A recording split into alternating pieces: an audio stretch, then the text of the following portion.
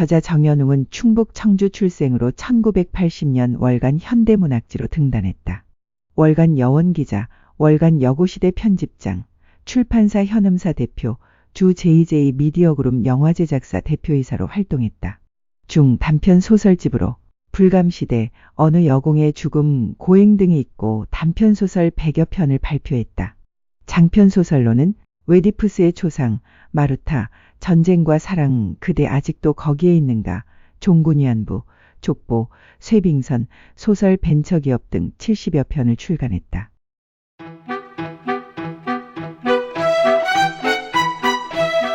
자, 오늘은 정현웅 작가님을 모시고 나의 전쟁은 끝나지 않았다.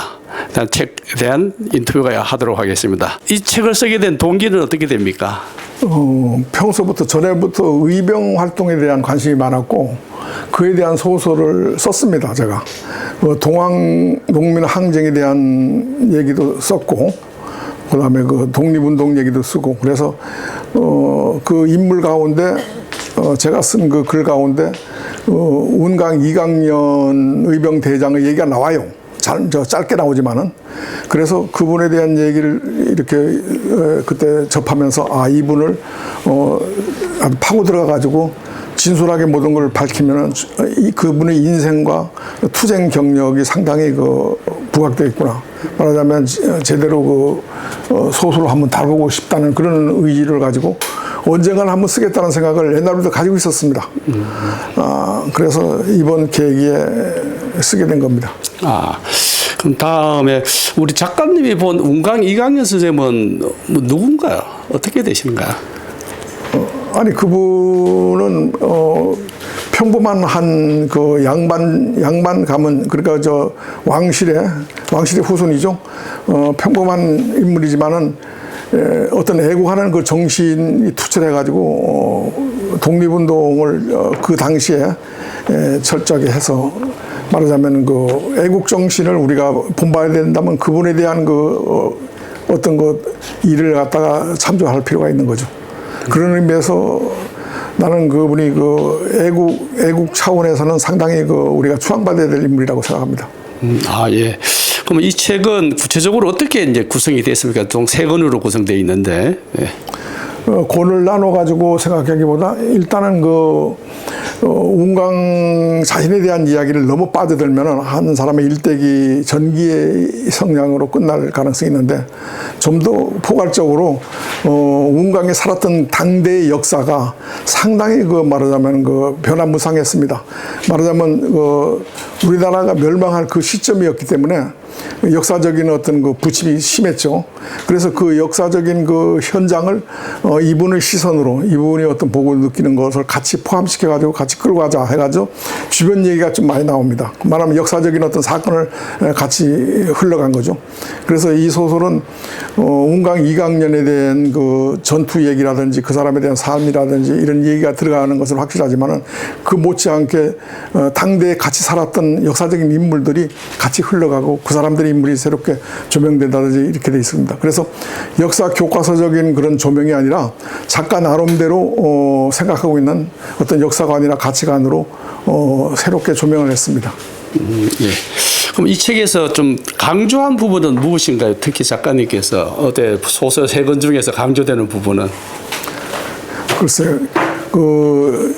강조라기보다도 보통 역사하면 역사관이라든지 또는 이런 걸 볼 때는 보는 관점에 따라서 같은 인물을 놓고도 반대로 보는 경우도 있고 또 평가하기에 따라서 여러 가지로 평가가 나오는데 그런 관점에서 볼 때 나는 소설 속에서 말하자면 역사 교과서적으로 말하자면 보편적으로 그동안에 내려왔던 그런 인물의 평에 의존하기보다도 새롭게 내 나름대로의 어떤 역사관을 가지고 조명을 했습니다.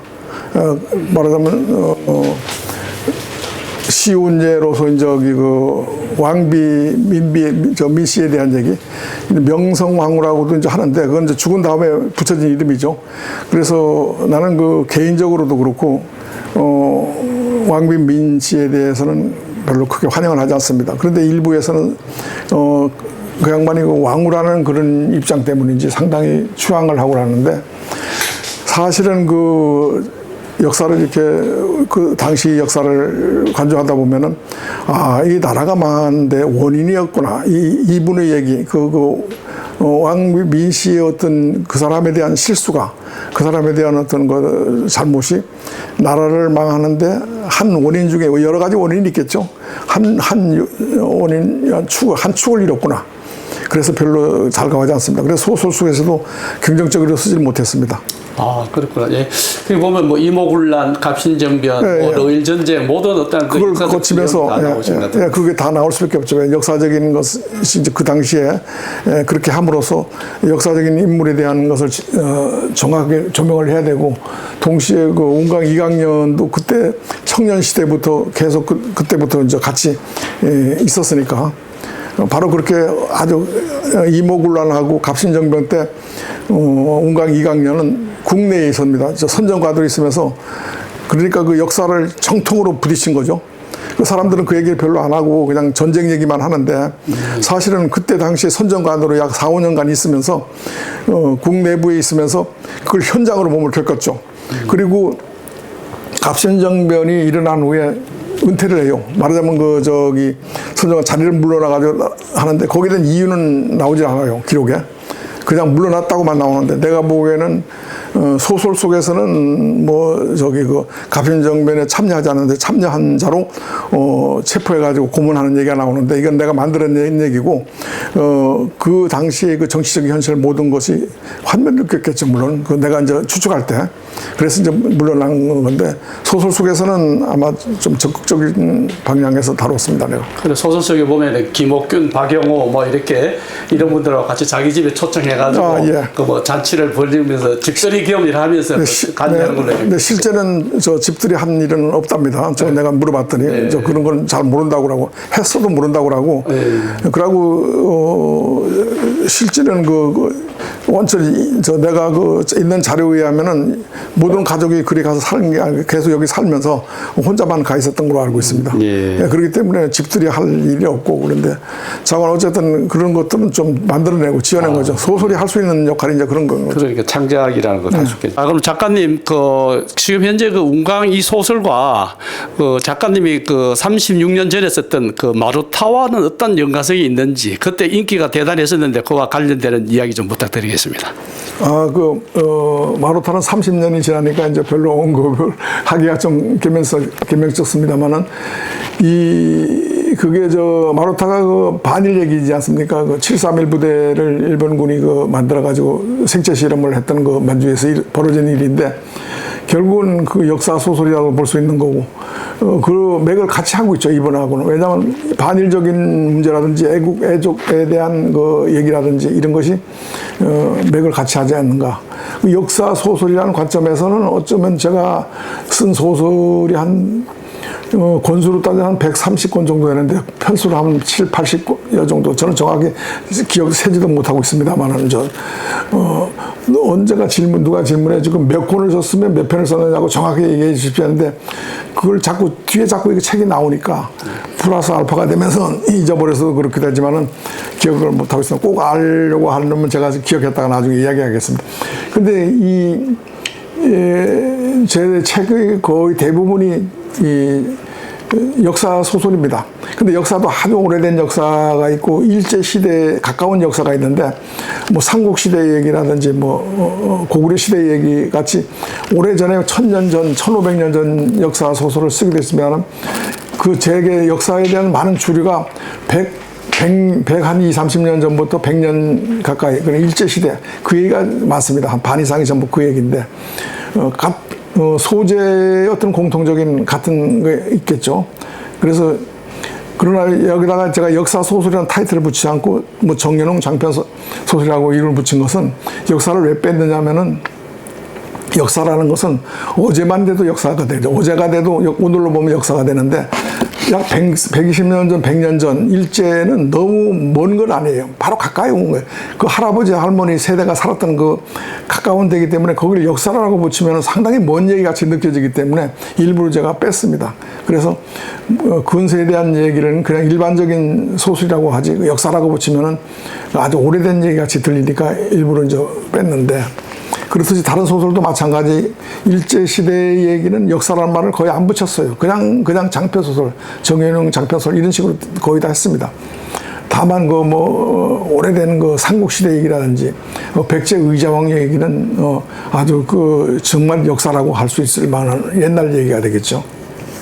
그런 어떤 일관성, 말하자면 역사에 대한 흐름이라든지 역사적인 테마라든지 이런 것에서는 공통적인 점, 또 그런 반일적인 문제라든지 뭐 이런 거, 애국 애족에 대한 문제라고 볼 때는 옛날 마루타와 지금 썼던 운강 이강년에 대한 얘기가 공통적인 거 있지 않을까. 제가 즐겨 다루는 그런 소설이 아닐까 하는 생각이 듭니다. 근데 이 책은 이제 누가 읽었으면 좋겠습니까? 뭐 시민들. 근데 이 책을 자기가 쓰는 소설을 누가 읽는 좋으냐 이런 건 좀 애매한 얘기인데, 나는 청소년들이 역사관이 좀 없는데 역사에 대해 잘 모르죠. 모르는 데다 관심이 없어요. 그래 이런 어떤 책을 읽으면서 우리나라가 멸망할 때 조선 말에 이런 일이 있었구나. 나라를 지키기 위해서 이렇게 아등바등 이렇게 분투한 경우도 있구나. 말하자면은 옛날에 100년 전에 나라를 망한 그때 위정자들이나 사람들 뭐 했냐고 욕을 하고 거들도 안 보는데 사실은 그렇지 않고 피를 흘려가면서 싸웠던 그런 어떤 선조들이 있었던 것이거든요. 그들은 죽으면서까지도 나는 끝까지 싸우겠다 이렇게 이제 결심을 할 만큼 이런 사람이 있고 이런 애국 정신이 있는 걸 가지고 청소년들이 그걸 좀 배웠으면 하는 생각입니다. 그런 관계에서 교육적인 의미에서도 청소년들이 좀 읽기를 바라고, 그 외에 이제 우리들이 읽을 때는 역사를 공부한다는 그 차원보다도 역사를 더불어 재미있죠. 소설은 재미가 있어야 되니까 그런 의미에서 1차적인 기능은 발휘될 문제니까 읽는 층을 구분한다는 건 좀 어렵지 않을까 하는 생각이 듭니다. 그럼 이 책에서 또 그래서 못한 이야기들이 더 없습니까? 소설에도 분량이 한정되어 있다든 이래서 하고 싶었던 이야기. 근데 어지간한 일은 다 이제 소화를 시키는데, 그래서 아직까지는 못한 얘기가 있다라고 얘기하기는 좀 곤란한, 그건 생각이 안 납니다. 거의 다 소화를 할 수 있는 얘기는 거의 소화시켰던 것 같습니다. 어떤 방향이든지 직접 운강의 입을 통해서든지 아니면 다른 사람의 입을 통해서든지 거기에는 작가의 의지가 들어가겠죠. 어떤 작중 인물이 얘기할 때는 주인공이 얘기하는 게 아니고 어떤 반개 인물이 얘기해도 그 작가의 의지가 들어가는 거니까 아마 내가 하고 싶은 얘기를 아마 거기서 통해서 했을 겁니다. 네. 그러면 끝으로 우리 구독자들한테 한마디 한번 부탁드리겠습니다. 글쎄, 나는 오늘날의 우리가 역사관이라고 할까, 가치관이 옛날하고 좀 달리 점점 흐려지는데, 그러지 말고 새롭게 이런 소설이라든지 또는 이런 서적을 통해서 접하면서 과거 인물들이 우리 조국을 위해서 어떤 싸웠던 그런 것을 접하면서 역사관을 좀 가졌으면, 민족관을 좀 강하게 가졌으면 하는 생각입니다. 그런 의미에서 이 책을 좀 권하고 싶었습니다. 네. 그럼 또 마지막으로 한번 묻겠습니다. 지금 다음 작품을 위해서 지금 구상하고 있는 소설책이 있는지 모르겠습니다. 글쎄 하나 구상하고 있는데 어떻게 될지는 아직 모르겠습니다만은 나홍 선사라고 스님에 대한 얘기입니다. 공민왕의 국사로 있었던 분인데 고려 말에 나홍 선사 우리 문경 관련 남자도 돼 있어요. 네, 그렇지 않아도 거기 한 두세 번 다녀오고도 했는데 거기 이제 주지 스님도 뵙고 했는데, 앞으로 만약 쓰게 된다면은 나홍 선사에 대한 얘기를 쓰지 않을까 하는 생각이 드는데. 그리고 문경에 대한 강조가 많이 되겠다, 그렇죠? 예, 여기서 한 4, 5년간 여기서 처음에 수도를 했으니 입산해가지고 수도를 했으니까 중요한 위치가 있는 곳이죠. 그분하고 인연이. 네. 감사합니다. 오늘 인터뷰 도와주셔서 감사드립니다. 감사합니다.